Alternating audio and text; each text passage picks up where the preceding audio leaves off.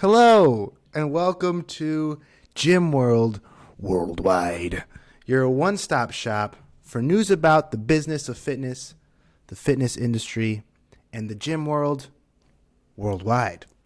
I'm Mateo Lopez. Yeah. I'm Mark Fisher. Should we actually call this Gym World Worldwide World? Just an idea, just something to think about. Gym World Worldwide World. Gym World Worldwide World. Like the world of Gym World Worldwide? Precisely. Well, I'm from Florida, and at Universal Studios you have like Harry Potter World. That's typically what they name the amusement park. So when there's a Gym World Worldwide amusement park, they will want to call that Gym World Worldwide World, which is why we didn't name it that. Okay, so we're holding off until we have the amusement park arm. It's called Thinking Long Term. This is a business podcast. Vision. I love learning from you with your future casting. So that's our other co-host, John Franklin. And here are the stories of the week. Whether they are the top stories or the bottom stories, we will leave that up to you. Planet Fitness reports a 58% increase in revenue. Planet Fitness reports a 58% increase in revenue for Q3. And we'll take a closer look at the purple and gold franchise to see if they really are made of gold. You see what I heard they made some proof-its too. Do you see what I did? Because they're purple and gold, and then they're printing gold. Yeah. It's very profitable. I mean, it is the color of royalty and money. It's kind of baller Planet Fitness. So after that, the group asks the question: can you make money running a fitness competition business? The answer may surprise you. Meanwhile, Equinox is being sued for allegedly stealing blenders from one of their cafe partners. Influencer mega gym Alphaland reportedly brings in $1 million in revenue per month. We're going to talk a lot about that, all that, and more on today's program. Why are you laughing? Why are you laughing? It's just an honor to be here talking about my favorite industry with my favorite friends. Tell us about Planet Fitness. Well, apparently they make a lot of money. And I guess people have known about this for a while. Like when I Googled it, I was just like, Planet Fitness makes money? How do they make money? And people have been like kind of writing about them for like the last, 10 years. And I guess recently they just had, they're just making a lot of moves. They've recently gobbled up or repoed like over 100 of their other franchisees and locations, and they're making a lot of money. And I am not shocked now that I kind of think about it, but John, break it down for us. Exactly where's all this coming from? Well, there's like a very common saying in the business guru community that you want to be the most expensive. Everything's the most expensive, the most premium price. It's like the only viable business model. But the reality is Planet Fitness is showing that being the low-cost leader is not only a very profitable, but also a very defensible business model. So they reported earnings last week, and they're almost doing $1 billion. That is with a B, $1 billion revenue. Billion. Across just over 2,300 clubs. They have 16.6 million members. When I went back and did some of the math, it seems like some of those members may be inactive. They're really like mainly in the U.S. So at 16.6 million members, that's like 5%. Like 1 in every 20 people belongs to Planet Fitness. Right. That's like which is absolutely insane. A good chunk of the population for sure. They did almost 100 million in adjusted EBITDA. They're the most valuable fitness chain by market cap, period. And they're buying back 500,000 in stock. Like you said, they bought 114 franchises. And to me, that is the most bullish indicator. Yeah. Typically, if you're buying out your franchisees, they'd rather own the stores and the risk rather than pushing the risk onto franchisees. And like another company that had like a large franchise model, got rid of it and decided to own all the stores is Chipotle. And everybody knows Chipotle is an ATM basically for the restaurant industry. I think the only more profitable like fast casual situation is Chick-fil-A. Fisher, you like the color purple. What do you think about this? I guess I'm not super surprised, but the thing that strikes me is this is just such a great example of the power of scale. And by definition, the worlds that we often move in are not these enormously scaled businesses, because by definition, I think this is how you can have a business this profitable and this successful. You can totally race to the bottom if you own it, because at a certain size, now I think that I presume that the sheer volume and the economies of scale they have is what makes it so defensible. The other thing I'm interested, that I wish I could go back in a time machine, is I'm just curious what the dynamics were like when Planet Fitness first burst on the scene and was growing, because my understanding is to some extent they were essentially trying to out Anytime Fitness. They moved away from the 24/7 model, but Anytime Fitness, in addition to being open 24/7, the other piece of their UVP was a very affordable gym, all things being simple. It was no frills, just come in, you can work anytime you want. And Planet Fitness seemed to take the same idea. They got rid of the anytime thing. I think their footprints generally are a little bit bigger. And then they just dropped the price even lower. And now, one thing I'm curious to hear if either of you have a hot take on is, can anyone else get into this market? Can anyone even compete with them? And I'm not sure, just because I would imagine in order for the money to work, you'd have to be huge. But I don't know if that's true. I'm wondering if there's flaws in my thinking either of you can point out. You'd have to incinerate a lot of cash to hit scale. So I actually put a video in the chat that showed what somebody gets for $20 a month at Planet Fitness. What my $20 membership gets me at Planet Fitness. For 66 cents a day, I get access to all Planet Fitness gyms, 24-hour gyms, 30-minute workout circuit, half-off drinks, unlimited spa services, like unlimited tanning, and total body enhancement, chair massage, hydro massage. And you can bring a free guest anytime. That's winning. The when I watched this, like the spa stuff looked kind of luxe, which I didn't know was a thing at Planet Fitness. I didn't know either. Kind of nice. I'm Yeah, going they to got fancy join tanning, Planet Fitness massage after this chair. podcast. Yeah, look kind of Pizza, cool. bagels. They have a ton of cardio equipment. They're well equipped.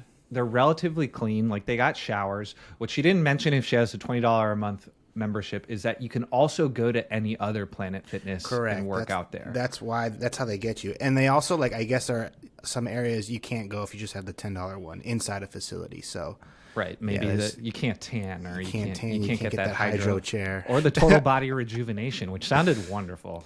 The crazy part too is, like, they like swap out their equipment every 5 years. Again, if you wanted to compete, you'd have to, like, You just not buy only old Planet Fitness not equipment. only you could do that, but you'd not only have to, like, have enough cash to start it all up, you'd also have to have enough cash for in 5 years you got to replace all that equipment again too. One of the things I thought was interesting was, so how they make money is they have their franchise fees. Obviously, that's a big chunk. Their membership fees are also a chunk. I imagine that's referring to, like, the fees from the corporate stores, like those clients at the corporate stores. But also, I think they probably shave off a little bit of the membership fees of each franchise as well. They also sell the equipment to the franchises. Yes. There's a national ad fund that all the franchisees have to pay into. And then there's, this is my favorite part, placement services. So not only are you paying HQ to sell you the equipment, but then you're also paying them to set up the equipment once it gets there. And all that equipment comes from what it sounds like, and I could be wrong about this, but it sounds like some other vendor that HQ is also taking a vendor commission off the sale of that. Yes. So it was just like, when I read that, I was like, dude, this is wild, just all corners. Oh, which then what amazes me then at that point is, like, if there's so much getting skimmed, it's amazing that the little franchisees are also profitable. You have these businesses that own just like 50, 100, a big chunk of these. Yeah. Maybe that's the only way they make money, is you have to own a lot of them. Maybe that's the key. Like, if you only have one Planet Fitness, you're kind of that's what I couldn't understand. Is, like, if you only have one, you're getting pulled from all corners. It just yeah, I'm wondering, and this is final information. Perhaps we can do a follow-up on this, and I can use some of my franchise powers to look up the FDD, because that information should be available. I think obviously if you have more of them, you do better. But I think unit economics are such that in spite of all of those ways in which Planet Fitness has taken some of the icing, which by the way is par for the course, virtually every franchise model does that. They make money like 7 different ways. But right. Ideally the value proposition for the franchisee is you're still even with that said, you're still doing pretty reasonable EBITDA, and or your absolute cash return on investment is meaningful. But I'd be curious to look into FDD and see what it is like for the individual franchise owners, because I got to give Planet Fitness cred. I don't know if you gentlemen know this, but part of my recent desire to become a franchisee empire person is, in fact, this gentleman named, do you know who Victor Brick is? No. Educate us. Yeah, so Victor Brick, this guy's a G. Picture, if you will, the early 80s, mid 80s maybe. Victor Brick and his wife Lynn Brick, who was a massive star in the video DVD fitness scene, owned, I think, with a name like Victor Brick, you could have gone either way with the DVDs. a lot of options. This guy is a super G. So he had already become a big industry name in the URSA world, had already owned, I think 5 or 6 or 7 big health clubs, like big health clubs called Brick Bodies in the Maryland area. Looked around, essentially realized that he couldn't scale it the way that he wanted. So, and again, this is already a really meaningful business. This is not like a small potatoes business. And then he caught wind of Planet Fitness early on, and much to the chagrin and the judgment of the rest of the independent health club URSA owners, he was like, well, I think I'm going to do this thing. I think this is a real opportunity. And I believe his holding group, of which he was the owner and COO, does well into, I think it's multi-9 figures. And he still owns what now feels like a relatively modest big box gym. Brick Bodies still exists. I believe one of his family's daughter, I want to say, owns it. So at any rate, looking at what he did with Planet Fitness was the reason I decided to go in on franchise, because I found myself in not dissimilar situation where it's like, oh, I have this amazing gym that I love and it's awesome and the cash flow is like, I'm not really sure how to scale this. So it's interesting to watch someone that was that savvy of an operator. And I would note my understanding, and this is all public knowledge, I've gained this from podcasts, he's not someone I've spent a lot of time with personally, that even though everyone's like, what are you doing? This Planet Fitness, but you're a serious owner operator, and then laugh out loud to the tune of $200 million. Well, let me ask you this: as you're starting to build your little mini franchise empire, Planet Fitness has, I think, said maybe a few times. I saw a quote. They just consider themselves a marketing company that just happens to be in gyms. That seems to be a big piece of their success. I mean, that's why I thought that National Ad Fund was also pretty interesting. Yeah. That everyone has to pay into this. I think I saw in the 2021, like one of their annual reports, they spent, I think, like $240 million on local and national marketing. Oh, yeah. Including Times Square. They sponsor Times Square New Year's. Yeah, I was just about to say, New Year's Eve. It's literally, you see, I remember watching it this last year and being like, why is Planet Fitness everywhere? Is it New Year's? Are you drunk? Do you feel kind of fat? Planet Fitness. Eat some more Cheetos. Sign up for the membership online. $20 a month for rejuvenation. Yeah. Are you finding you have to also become a marketing machine? I think that in theory, that is a thing that any good franchisor, once they hit any scale, has to provide. I would note, similarly, Exponential Fitness, which is, of course, another publicly traded behemoth that owns a variety of brands in different fitness verticals, has said a similar thing where they're also very upfront. We are sales and marketing assassins.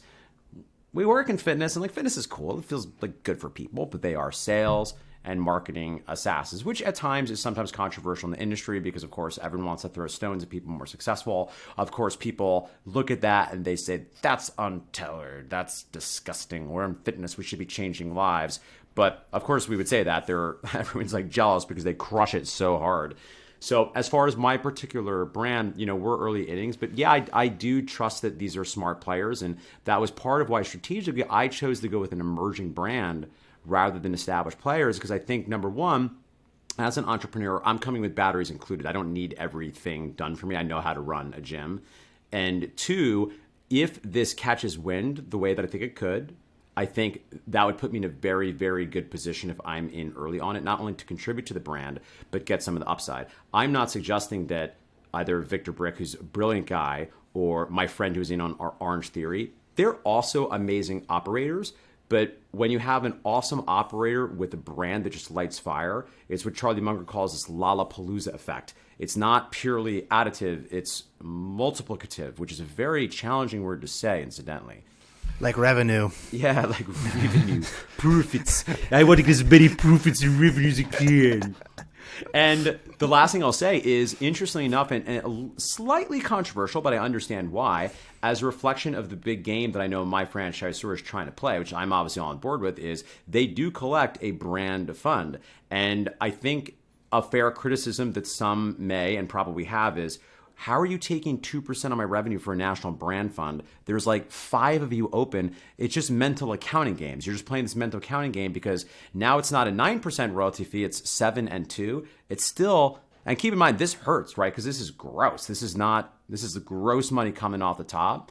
But at a certain point, like any business partnership, there does have to be, I think, a leap of faith and trust. Like, do you trust this operator? And in my case, I do, but it remains to be seen, but I believe I'm right, and I cannot wait to share the details on Gym Worldwide World as my empire grows. So I think part of the thing that we're missing here is that Planet Fitness is different than other gyms. So the way they engineered the brand was, hey, like everybody knows about the 80-20 principle, Pareto's principle, but like sometimes it gets extrapolated out to like 90-10. So 90% of like your equipment breaking and headaches come from 10% of gym goers. Yep. And so Planet Fitness was like, all right, how do we make it so this gym is an awful place for people who like working out to come to, but like a very pleasant place for people who are just kind of like, new to okay at working out. And then how do we market to the, I think it's 70+% of the US population that doesn't have a gym membership. And so if you go back to that video, you could see that there was just like a sea of cardio equipment, because cardio equipment is like the least intimidating thing, right? You just like get on it, you start walking, you get on the elliptical, but like they don't have squat racks at Planet They purposely Fitness. don't have like heavy weights. Like they actively discourage what they call lunk behavior. That's the term they call it, lunk behavior. And they actively kick people out. So people, like when I was doing research, you go on TikTok and there's like me getting kicked out of Planet Fitness, and it's turned into a meme, right? So people will go into Planet Fitness with the intention of getting kicked out, and these videos get a ton of views. So like that is like actual branding. That is free marketing. Like they're playing a very smart game where they're saying we are not for these people. Right, it's fantastic. We're Mateo not for those people. We're for almost literally everyone else in the society. Clever. Which was blue ocean. Really right? was. Really was. Listen, I go to a gym in New Jersey that is a bodybuilding gym, and every time I walk into this gym, I think this is the worst possible business model that you can run in fitness. Right? Because they cater to people who spend like 2 to 3 hours in the gym. They use a lot of weights. They use a lot of machines. They need specialty machines. Yeah. Everyone has a gym bag that's at least the size of like an average airline carry-on. What they have in there, I don't know. Chalk everywhere. Everybody's talking. Social hour. It's dirty. It smells. There's a leaderboard. So that was the big invention since the last time I went. They created a leaderboard, which is a piece of printer paper that is duct taped in 3 different places. There are no female records because there would never be a female working out in this gym. Like no woman would feel comfortable working out in the Jersey. I don't want to say the name of the place, but no female would feel comfortable in this place. So like, why would we give them a record board? When you say printer paper, my vision and dream for the record board, it's like a dot matrix printer, and there's the whole like rip-off things on the far side. There are 3 different DOMs on the leaderboard. So it's just like gym tanning laundry in full effect. And I looked at one of them was like the combine bench test, and it was like 5 reps more than the guy who won the actual NFL combine. So that should give you like insight into what these guys lift like. So Planet Fitness is like, okay, this is the worst conceivable model. How do we make the best conceivable Right. one? Let's just do the opposite of that one. We'll just have like no equipment that has weights. We just won't allow heavy lifting. We will only have cardio. We will like make it so we attract the type of people who don't like going to the gym. So we have just like this large base of subscription revenue. We're going to price it low enough where it's not annoying enough where you would want to like go cancel it. Right. You know, you keep the dream alive. Like, I'm going to get fit tomorrow. And because of that, you're catering to people who won't go. Like after the first week, you just probably if you're marketing to the people who are like have the least amount of motivation, then or are typically just gym averse, then yeah, they're going to come for the first week and then most of the time not go. And that's to John's point, that price point of $10 is low enough where I'll just keep it on because maybe I will go next week. And month. every month it's like not that painful. So you just keep it forever and don't use it. Don't go. Totally. So Planet Money did a podcast where they actually went to a Planet Fitness. Well, Planet Money, Planet Fitness? Yeah. That's pretty meta. Okay. Carry on. Go on. Coming from someone who's on a show called Gym World Worldwide, you know. It's Gym World Worldwide World. It was talking about how like Planet Fitness's model revolves around people not actually going to the gym. So they went to a Planet Fitness in New York and interviewed people and said, how many times do you think you used your membership in the last 3 months? And then they went behind the counter and actually checked. And it was like a, like 6-fold difference from like the amount they said they went versus the amount they actually went. Meaning like if they went once, they said they went 6 times. Right. So there's just kind of this thing where like they think they're using it, but they're not really using it, but it's not important enough for them to like actually track it. And so it's a brilliant business model, and it's kind of blue ocean. Like you have their CEOs actually said like we are focused on the population that doesn't have a gym membership. Like everybody else is fighting for these people who like fitness and who wants to hop to the next big boutique. This this $200 plus studio membership. It's like we're going for everybody who likes drinking Diet Mountain Dew. Like that is our audience. We're going to lean into that. And it's working. Like literally 5% of the population has a Planet Fitness membership. I was going to say, I mean, I have a lot of empathy for that because that's the market historically that I've always gone for and always played in. So I think the thing that is the interesting conversation that I'm curious if you two have a hot take on that I know that there is strong opinions about is this duplicitous Machiavellian geniuses that are thrilled with the business model that explicitly builds in how can we get people to give us money but not use our services whatsoever. I tend to think, and I've been accused of being naive before, that in practice most people mean well, and I think there's an argument to be made for the benefit of Planet Fitness democratizing access to gyms for people that don't have a lot of money. And maybe the one time they go per month is better than the no time per month they would go if they didn't have access to it. Because I would note even the TikTok we just showed, which by the way is brilliant marketing, to your point, they showed a bunch of cardio and then the rest of it was about non-fitness things. It was about things that don't cause exertion. There was like, this gym has cardio, but there's also a sauna and there's a fancy chair you can sit in. A chair you sit in and your friend comes for free. Lay down. How like in a webinar, like the normal thing is like you make the offer and then you have the stack. You just list all the other shit that you get with it that nobody actually uses.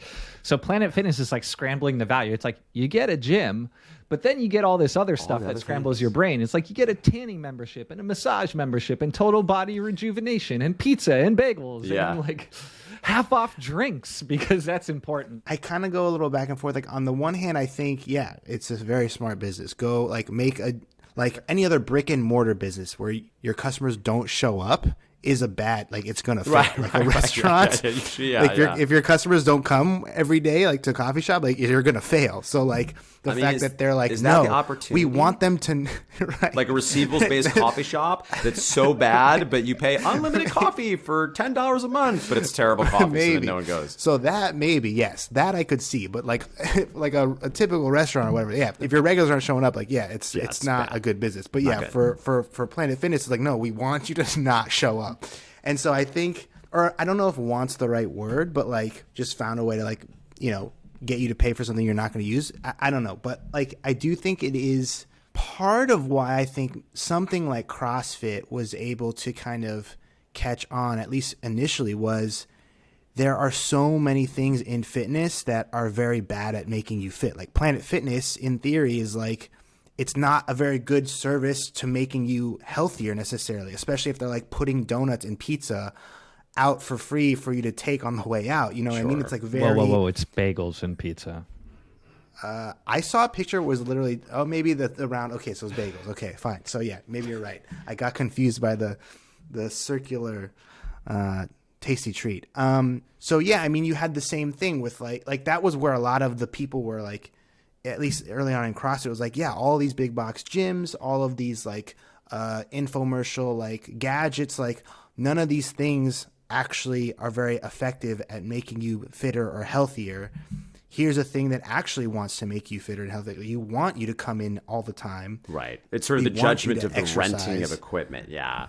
Correct. Yeah. It's like, I guess. So there's that piece, right, where I think it's part of why there was this kind of like quote unquote revolution. It's like Nordic machines don't actually make you fit like squats do. Right. You know what I mean? Or deadlifts. Like you have to use functional movements. Like single arm overhead press. That's right. Exactly. Exactly. That's the only movement that gets you fit. It's not really the brand promise. I guess the brand promise is like judgment-free zone. So I guess they're living up to it. But if underneath it, you're supposed to be saying like you will get fitter at the gym, like your service is very clearly not designed to do that. Look, this is like the people who are like, McDonald's doesn't have healthy membership options. It's like Planet Fitness is, you give us $10, you can come use our equipment. We're going to give you a bunch of other stuff that like the value is going to far exceed what you pay us. But at no point are they like, we're going to like revolutionize you. There's no like Planet Fitness commercial with someone with like a six-pack. There's no before and after. Oiled no, for sure. Exactly. Yeah. So like, I don't think that's a fair take on them, you know? Well, no, but it is fitness. It's in the name. You could get fit at a Planet Fitness, technically.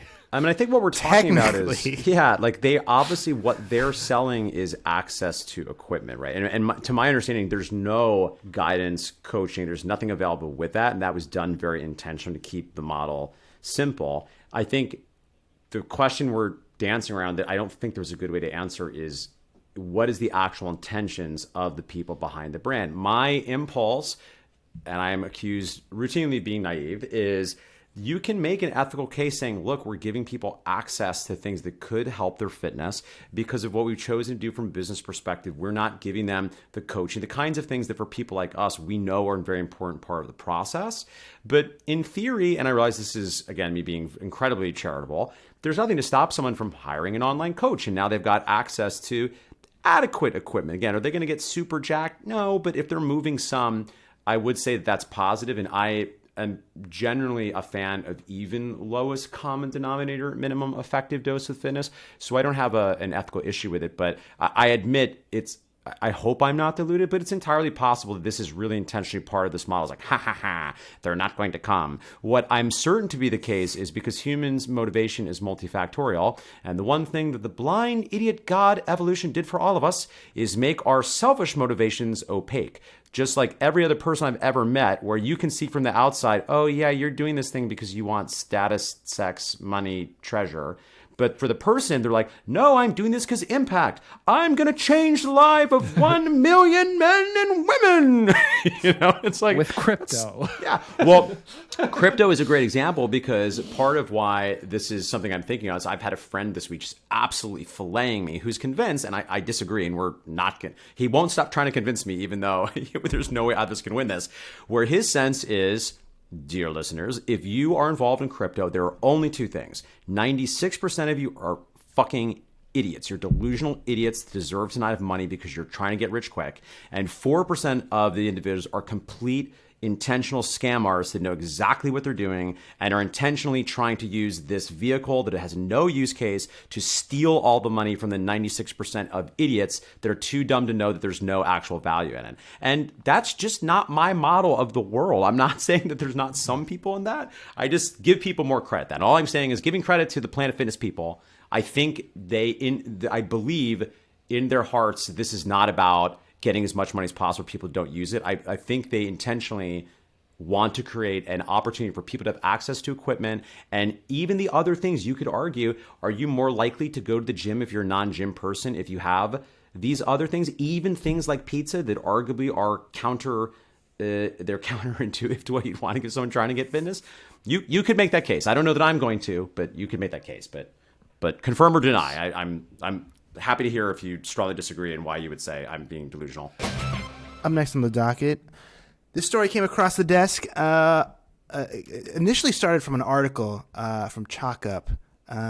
They were in the article discussing various fitness competitions, especially in the CrossFit world, things that have come out of the CrossFit world. There's a few of these are actually making some money, basing off of a similar model of what we've been talking about, making competitions accessible to the masses versus just catering to the elites with like a big fancy like purse or a prize. So similar to the kind of the appealing to the masses thing we're talking about with Planet Fitness, there's a few of these that they talked about in the article that were pretty interesting, especially since they were following like a similar model. But I think there's even more in the story than I think we initially thought. Isn't that right, John? Let's run a hypothetical. Okay?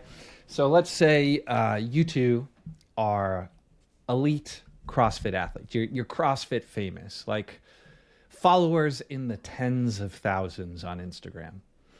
And I say, and I'm a Canadian guy, and I want to throw a competition, and I want you to sell tickets for me. By virtue of Mateo and Mark being there, I think my competition will make money. So I reach out and I say, hey, Mark, hey, Mateo, I'm throwing a fitness competition. And if you come and if you win, you'll have access to a prize purse of, let's call it $105,500. What do you guys say? You want to come by? Yeah. Sure. That sounds okay. Sounds Awesome. great. Awesome. Yeah. Awesome. So fast forward, you come, you compete, you do a great job, you win, you get on the podium. Well, because we're really good in this event. Yeah, you're right? awesome. We're very good. And you're Very, holding a very big good. check. We take a picture. You're like, We're most likely going to win when you invite us. You announce it. You announce it on your Instagram. Hey, I won. Look at all this money I won. It's sick. Yes. And then I'm like, hey guys, about that money, I'm gonna pay you in like 4 to 6 weeks. The big check. You can't take that to the bank. I'm gonna send you the real check. What? The one that I was holding up, Yep. the cardboard one Can't. Yep. You can't check that that. I took the pictures with. Yep. And then let's say a couple weeks go by, and I say, that payment I was going to send you, it's now going to be like a payment plan. I'm going to send you a little bit in September. I'm going to send you a little bit in October. I'm going to send you a little bit in November. And you're like, that's weird, but whatever. Did we agree to this prior? No, right? We didn't sign anything. This is And then later in September, I host another competition. So let's say my first competition is called Bottle West. My next competition is called Bottle East. And it's like, the other competition is going to make money and I'm going to pay you from that. And you're like, okay, that's fine. And then it's like a couple more weeks go by and I'm like, fuck it. I'm not going to pay you. And so that's one competition. So that was one thing that led to this article. Now here's another one. Same exact story. I throw a competition. I invite you guys. I want you to sell some tickets. You take the picture with the check. You go back. I don't send it to you. And then I come back and I say, hey, you know what we're going to do? Because this competition didn't sell enough tickets for me to actually pay you the purse I promised you I was going to pay you, what I'm going to do is I'm going to throw another one next year and I'm going to pay you from that one. And but I need you to come back so you can sell some tickets for that one too. What do you guys say at that point? I'd probably say fuck you. But I need the money. Is the problem. See, I need in the my money. scenario, I'm an independently wealthy CrossFit athlete, so it's different for me. Then you really are in a fantasy land. Must be nice having rich parents, Mark. No, I'm a crypto independent wealthy CrossFit athlete Okay. guy. Yeah, no, Yeah. I definitely need the money. So I guess I have to go to the next one. You're nicer than most because the default response was go fuck yourself. Okay. And so They're that all is independently currently what's wealthy. happening. Ergo. Okay. The first one was a competition called Can West. The second one is the European Champs. What I don't understand is how is this not a Ponzi scheme? It sounds like that's exactly what it is. I don't know that it is not one. Like, one, it sounds like fraud. You said you were Yes. going to pay a prize purse. You didn't pay said prize purse. And rather than like people saying, hey, this is fraud, like they essentially turned fraud into a Ponzi scheme. They're like, you know what's better than fraud? Let's just add a Ponzi scheme onto this. Like, we couldn't run a successful business the first time around. So what we're going to do is we're going to do it again. But instead of having to pay just like that prize purse, we're going to pay that prize purse plus the other prize purse. And if that doesn't work, we'll just throw another competition after that. And so that's like the current state of CrossFit competition. It's just a mixture of fraud. Well, and but Ponzi isn't that schemes. just a lot of businesses don't make money in the beginning. A lot of them. I mean, take charitably, on. yeah, I did be charitable guy again. I do see what you're saying, Matteo. Yeah, it's not untrue. Sometimes that it takes sometimes- 5 years to make a profitable Yeah. or a successful fitness competition business. Maybe you're not gonna I mean, sell enough in the first Admittedly, year. You have to that's- sell more the next. Ideally, there's a little bit more, I think, upfrontness with the investors. We could argue is a little bit different here because these people Yeah, unwittingly but things don't go always as planned. I mean, Yeah, there's nothing to say about. I think you're right, Matteo. This Yeah, is, we have let you nothing to hold up the sometimes check for projectors Instagram. are just the projections are sometimes a little off, and that's fine. You learn as you keep doing. Okay, Just so like- maybe you two can give me some insight here, right? Because I am not in the CrossFit world, right? So with my non-CrossFit perspective, I'm obviously familiar with CrossFit, of course, but to me, I couldn't imagine anything less interesting than going to a CrossFit competition. So it's hard for me to relate of this being like a really amazing business, but you can speak more to the culture of CrossFit. My assumption is that this is a thing, maybe if you're in a box that y'all are really into CrossFit and like the whole box is going, we've all been training for this because we're forging elite fitness over here. Like, is that a thing? Does anyone make money doing this? That's part of no. You go first. Well, That's not true. There are a few. No, but there are a few, and John. You can go first, and I'll go after. Or I can go first. Whatever. there was a large player in the space that had this realization. Do you want to know who that player was? CrossFit. Yes. CrossFit I didn't HQ know that's good. quickly realized that people don't want to come and watch CrossFit. So Yes. CrossFit, there used to be like, you're familiar with how the games works, right, Yes, Mark? yes. Like everybody competes in this open, and then you would go to this regionals, and then the best people would go to the games, and that was like this big deal. The middle version, the regionals, CrossFit HQ ditched that. They're like, we're not going to host these. We're going to push this on to like independent and event sponsors. They're going to hold the bag. They realized events is like a very bad business. There's a quote from Glassman in 2018. They lost 14 million just on the games. Sheesh. And so I found an article where they're talking about the Atlas Games, which is one of these kind of like middle regional events that CrossFit, like you hold the bag. And so here's some numbers. So CrossFit's like, you can hold the regionals, we'll let you say CrossFit. It'll run you about 50 grand. And then, Which is smart of them, by the way. They're like, we're just going to keep some cash and get out, but you do whatever you want. Give me my money. very, very smart. And then they're like, the way these guys make money, they sell sponsorships and they sell tickets. But then they interviewed the event organizer, and they're like, CrossFit's focus was driving views to the broadcast instead of the in-person attendance, which is like literally outside of the person's best interest. You want to guess how many tickets they sold for this? This is like, this is in Europe. Like how many people came to watch this regional CrossFit event? The semifinals is like the actual name. 2,000 people. 760. Oh my god. 700. guessed With 1,000. 1,200 on Saturday and Sunday. I'm 1,000. curious the size of this venue too. I'm picturing the most sad trombone version of this like arena with like silence. Yeah, I would imagine they're like sparse in the couple of size of like a people. tennis. The total ticket sales they made 127 grand in ticket sales. They had so they had 140 volunteers, only 100 showed up.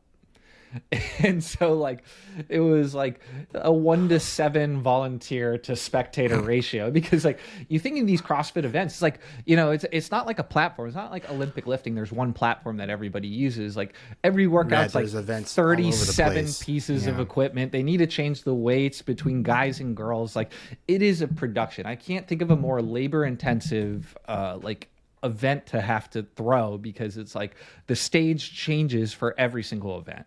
And who is also, by the way, who is volunteering for this labor-intensive thing that we can't even get people to like pay money for to go to? They're like, I People love this who so love it much. so bad, but that can't afford the ticket.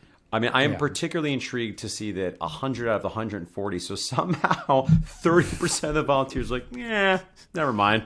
It's a 12-hour day of just like stripping bars and then like adding weight. Like, you know, like even if you've ever done like a deadlift workout, you're like, oh, this gets kind of like, I just the like worst don't part like is taking the loading and plates loading, off and put, Yes, and that's terrible. all you're doing for 12 hours. Like, sounds pretty awful, when you could just like probably sneak into the, like, I would guess a lot of them just defected. They just climbed over. They just took off the sponsor shirt. They came in and sat in one of volunteers, like the 15,000 empty seats in the stand. I think the problem with that strategy is when the presenter actually knows every attendee by name, because there are so few, that might be a little hard to pull it off. But it's a good. Maybe they put on a mustache and a hat, so they're unidentifiable. What we've learned here is events, especially CrossFit events, awful business. And then there's a very big difference between famous and CrossFit famous. And I guess fraud and Ponzi schemes are okay in 2022. The article did give some examples of lucrative competitions, profitable competitions. Okay. So one of them, Mark, I think you'd be interested in this one. It is the Planet Fitness of competitions. It I is have a called fantastic body. Festivus. So like, you know, the three of us who are just like guys who like fitness, but like, you know, we're never going to be fitness. We're never going to be like the shirt off Instagram selling supplements guys. Hey, what? I mean, we could. Mark We're choosing definitely not to. We're just could choosing be. not to. Oh, well, we'll do the shirts off photo episode later. We can't do that. We can't do that for one of the first episodes. We'll have, I we'll mean, have the shirt off. Yeah, we want to be known for our brains, not for our virility. We'd all get together, 160 to 240 bucks. We go and we do some regular workouts, and we're just competing against other average Joes like us, and you know, we're having a good time. And so the model of the Festivus Games is, the Festivus is like the brand, which is like the average Joe's fitness competition. And so they basically license the brand in the competition to other CrossFit gyms. So Teo owns a CrossFit gym. I say, hey, do you want to host a Festivus Games? Like basically you give me your box, you provide the equipment, you have a place for the bystanders to come out. I'm going to provide the workout, the tracking software, the podium, the prizes, all the other, and then we split the revenue. And so that's the whole thing. So very little risk for Festivus, very little risk for the CrossFit owner, dependent on people signing up, not dependent on sponsors or spectators. Well, just that also, yeah. I mean, the part that's like why I think the pro level is less and less appealing is because, yeah, like you're never gonna, kind of when we were talking about pickleball last week, or if no one watches that one, we talked about pickleball, the three of us, at length. And like, what's cool about that is like, you know, the sport the game John and I play on the court is pretty much the same game as the pros are playing. The rules are the same, the rackets are the same, the court's the same. You know, with CrossFit, it's like, yeah, you can scale the workout down, but then at a certain point, it's like the workout I'm doing is not anywhere near what the workout the pros are like. The game I'm playing is no longer the same game that the pros are playing, right? So yeah, and I think that the spectator problem, this solves kind of both of it, because when you do like an in-house competition, you know, you don't have to worry about like the participants are also acting as the spectators, right? You go in your heat. Yep. The other people go in the next heat. You're then the spectator for that heat. Like, it's just a more fun community vibe, you know? So it kind of solves the spectator participant problem because they're acting as both, and when it's a local gym. And so they claim this was like a, you know, whenever I read like successful or profitable in the fitness industry. Like you have to take that in a grain of salt, with a grain of salt, because it's very different. Like what success is in fitness versus the rest of business is very different. Right. Like the article said, all in all, like they said this one event at 132 gyms generated 600,000 in revenue. And I was like, oh, that's pretty good. But then I remembered some of the costs and the split. And I was like, I wonder, let me look up the owner. And so I went to their Facebook page, and I figured it would be like, hey, I own this competition and we do well. And there'd be photos of them in their Lambo. But it turns out that like she lists 3 jobs. One is a barista. The other one is an active rep. And the third one is a trainer at the CrossFit gym. So she doesn't even mention this job in her series of jobs.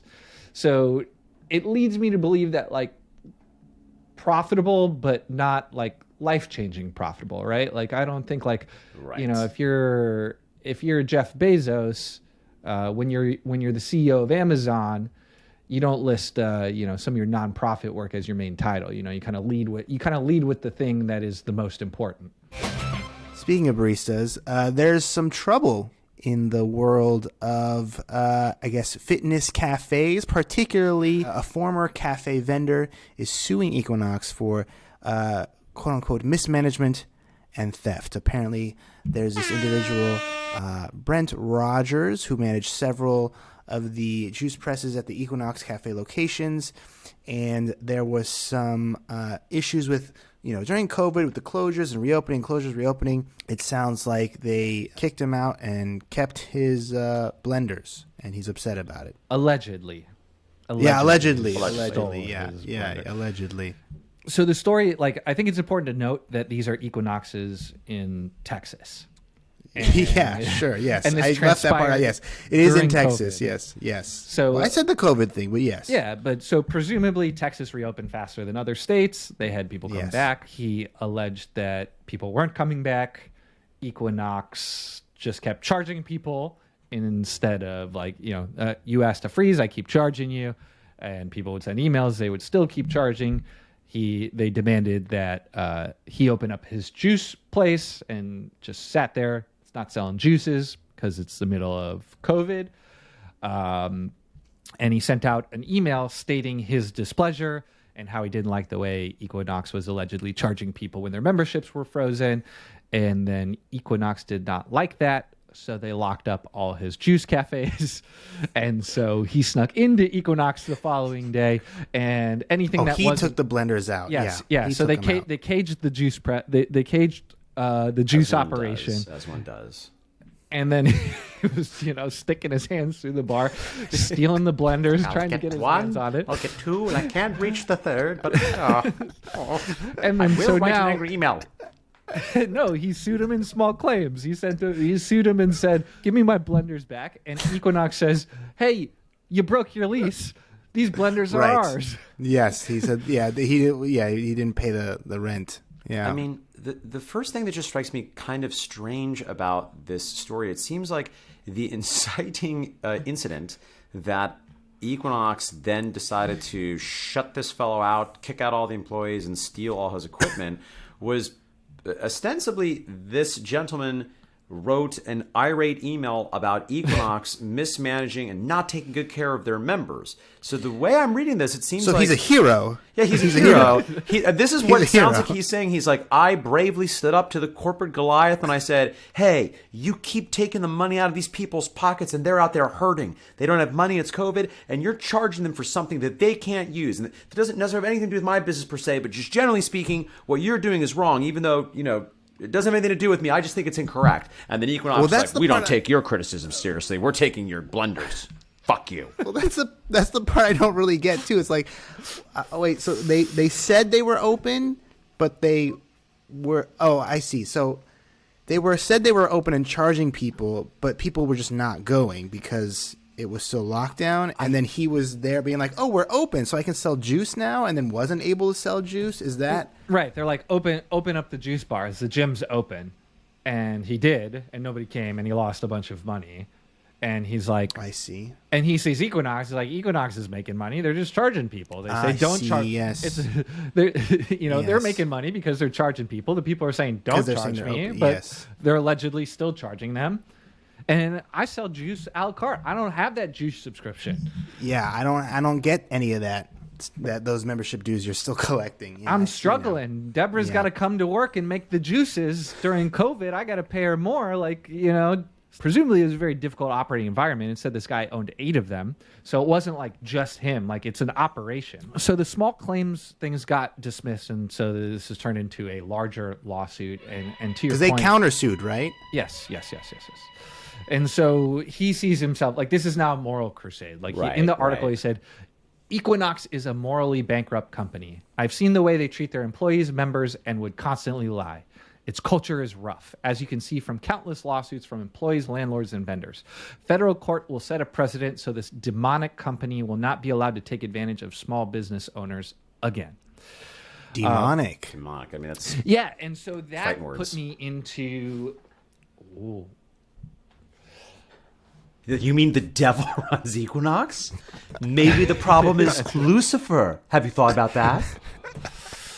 And just for people who are unfamiliar, like Equinox owns SoulCycle and they own Blink as well. Yes. And there are a bunch of different large, massive evil corp type entities that own Equinox. And also of note, they are owned by, in turn, a larger quote unquote evil corporate entity. I think it's related, right? The real estate company that owns Equinox. Yeah, but they're like other P firms. So they were on the I looked at an article in the pro-bankruptcy distress section of the Wall Street Journal that was published last year. And so, yeah, it looks like they had to raise a bunch of different funding. There are other people who own it now. As late as last year, they were losing $46 million a quarter. There's merit in what this guy said. Like there is a lawsuit right now for one of their Blink and SoulCycle locations in New York, 5 Bryant Park. Apparently Equinox hasn't paid rent since April of 2020, so they're $5 million behind. There is a class action lawsuit in California because they're just like not following labor laws. There had been a previous class action lawsuit that they settled in 2014 for breaking a bunch of labor laws. So, I don't know if everything he's saying is true, but it definitely, there is a history of lawsuits across, with Equinox as one of the parties. It sounds like Brent Rogers is a national treasure and he should be protected at all costs. Well, particularly because if That's you're what it taking sounds like on to me. Lucifer, we better have some round-the-clock protection. I mean, he's fighting the demons.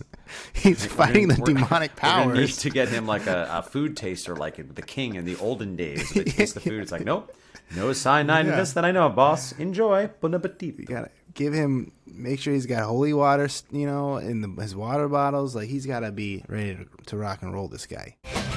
Speaking of Texas gyms, speaking of large Texas gyms, let's talk about Alphaland. So recently, let me just pull up this clip right here.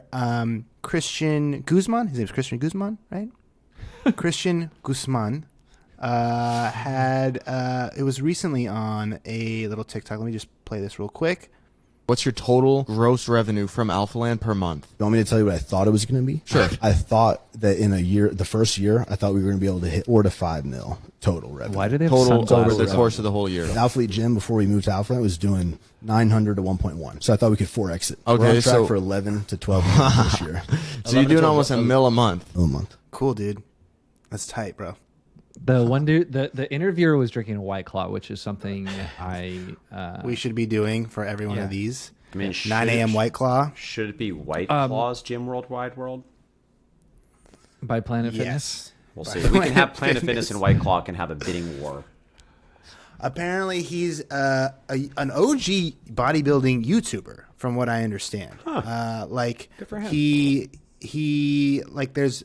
I went and just sorted his videos by popularity, and there's one from like 2012, and he's like, or maybe not 2012. He's like the title like how a teen bodybuilder gets fucking shredded arms, and it's just like him just doing like his like one of these, and then like one of these, and then like another one of these, and he's just narrating over it. It's got like 1.4 million views. Like it's just like a lot of views. And so he's just, I guess, one of the original just bodybuilder YouTuber dudes, who grew in popularity from his channel. Then was able to leverage that into a successful, I think, clothing brand. So Alphaland is the clothing brand. And then from there, spin that off or also use that to do an energy drink brand. Like, you basically just do that, I guess, once you're a YouTuber. It's retail merch and then some kind of consumable. And opened up his gym, Alphaland Gym, in Texas. And yes, Alpha World so is coming. Alphaland Gym was the gym. It's smaller. It also looked pretty sick. Had like turf, like looks cool. And then I think it's next to or maybe part of Alphaland now, actually, which is this massive, essentially like fitness destination is kind of what I would call it. And there's another video that he did where it's how much does Alphaland make.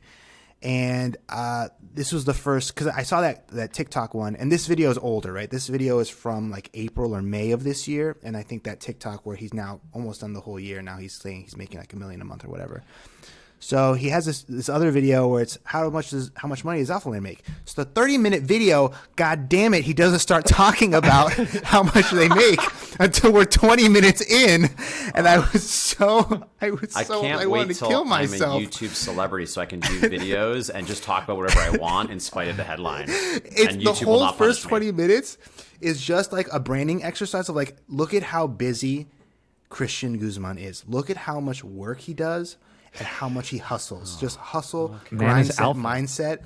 He's just like him with his bros. He's walking to Alphaland. He's walking around. And then it's like the video, the first one shot is like the guy taking the video is like very far away. But obviously, Christian's mic'd up. He's like walking with like one of his management. Like, okay, yeah, we actually need to like move a painting here. Like this wall's like kind of bland. And he's rolling out. And then he like walks and then goes upstairs and talks to the other guy with like the clothing place. And it's just him just doing things. And just like, then there's this one shot where there's a camera like on his chest and he's holding an iPad, just like scrolling and like looking at diagrams of something. So it's like a first person shooter, like video game shot of him just walking around. Like, it's just like, okay, someone had to strap a GoPro to his chest just for this 1 minute sequence of him walking around. It's amazing. You know what else was alpha, Teo? Yeah. His timing on this whole thing. This man, I watched another video titled Alphaland Gave Me $7.7 million, where he talked for 25 minutes before he started talking about how Alphaland gave him $7.7 million. And so he bought the building around February 2020. So like literally right before COVID was a thing. And so he bought it for $8.5 million, put $1 million into it. So $9.5 million in. And then fast forward to today, it appraised at $17 million. So he's, $7.35 million above water on this thing. And the video is all about how he took a line of credit against Alphaland so he could use that to buy more merch and buy more energy drinks and basically use it as like this effective facility. But yeah, fame is an amazing business model. And this guy played it so smart, buying like hard assets at the best possible time and just turn this gym into this like amazing destination place for like, if you're into making fitness content and shooting videos and being around attractive people, and like, who wouldn't? That sounds awesome. Right? So like if I had an extra 100 pounds of muscle, I would be at Alphaland all the time. So he has this real estate holding company, and I imagine that's where the wealth is being created, kind of to your point. And another thing, the destination part. So in that video, obviously this is like the first half of the year, so he didn't have enough data, but he went and broke it down for January, February, March, and April. So on average, and then I calculated all, gave averages. So on average, he was bringing in $179,000 a month in recurring membership revenue from recurring memberships.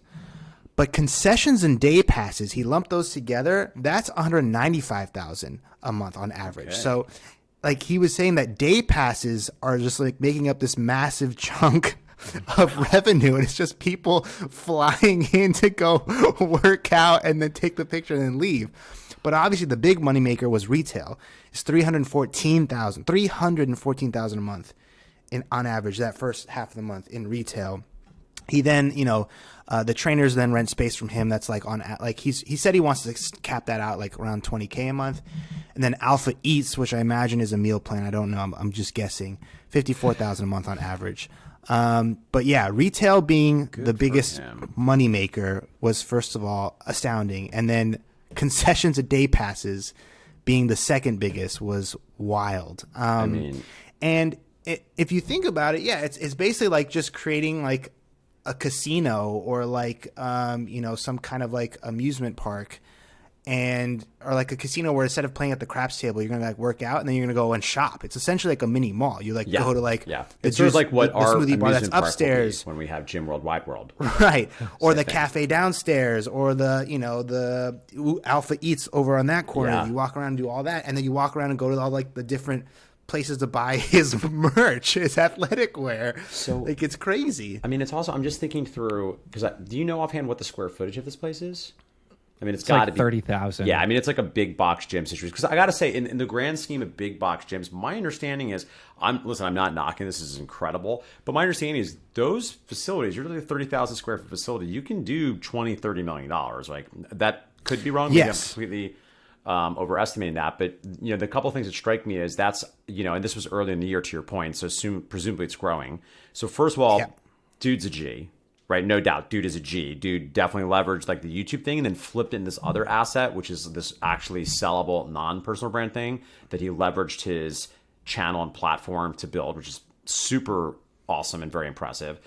Two, if they're doing, let's say, call it $200K per month in passes and concessions, I was looking on the website, the passes are like $25 a day. It's not like they're like $200. So you have to sell a lot of $25 passes. A lot of people to get 200,000. Though admittedly, you're right. This concessions is this unless it's weighted to concessions. I imagine it's weighted heavier that way. I know we're maybe not clear on what the concessions are, but the other thing too that again I don't know the world of this type of retail, but if merchandise is over $10,000 a day, I'm just imagining what that's like. Is there like a merchandise store that's like a Lululemon-y kind of thing where there's just a line it's gotta of be. buying? Yes.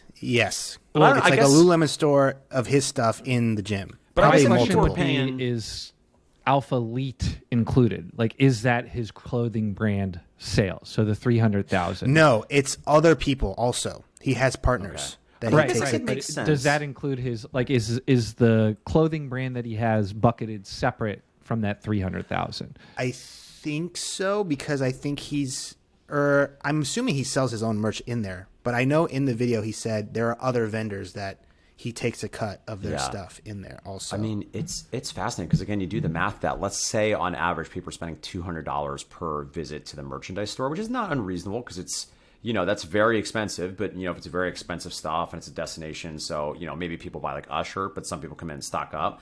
That's still like 50 purchases per day. I was like thinking through the way this works, like in an hour, it's like, there's almost like a line all day long of people like buying stuff. So, and I'm curious, obviously he doesn't mention any of this too, but I'd be fascinated to know what the margins are both for the whole Alphaland as well as for each of those line items.